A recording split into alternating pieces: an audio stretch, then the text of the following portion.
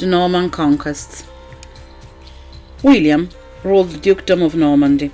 His rule was based on the ownership of the land, which he gave to his barons in return for military service. In the spring of 1066, William gathered his barons to claim the English crown. William's army was formed of about 8,000 warriors. He had a cavalry of 3,000 men, supported by archers and infantry. Harold's soldiers fought on foot and formed a shell with their shields that was quite impossible for the normal soldiers to penetrate.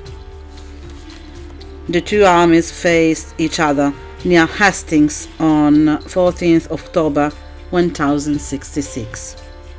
The turning point of the battle came when Harold was hit in the eye by an arrow and then killed by 4 Norman knights.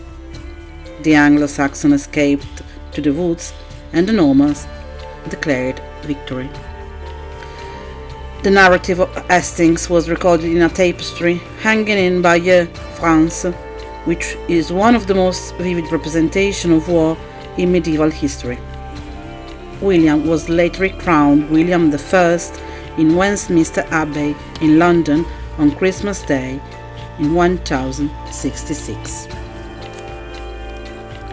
1066 is perhaps the most famous date in English history because it brought a deep political, social and cultural transformation.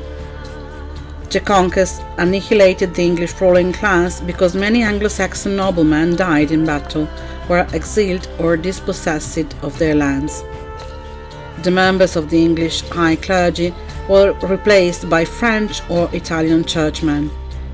Two groups of Englishmen with power and wealth remained, the townspeople and the churchmen of lower levels, whose teachings and writing maintained English cultural and religious traditions. The feudal system was established. The new French barons obtained their land by becoming the king's tenants, and they paid their rent in military service to the king, symbolized by the ceremony of homage. They built castles to demonstrate and keep their power. The chain of agreements of the feudal system enabled a minority to dominate a majority. The barons were allowed to sublet their lands to lesser tenants knights in return for their services.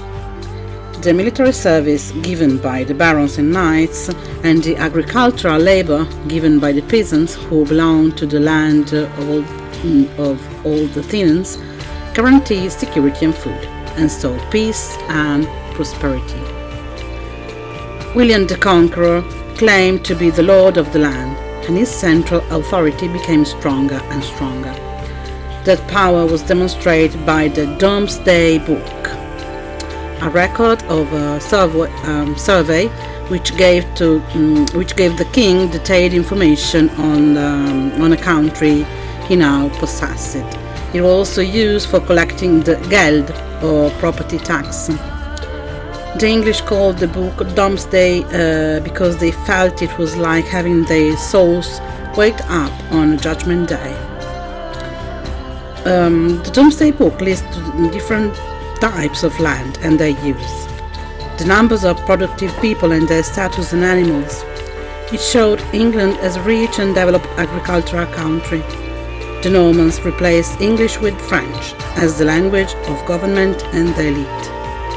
Latin remained the main language in legal, administrative and ecclesiastical and intellectual context, while English survived in everyday speech.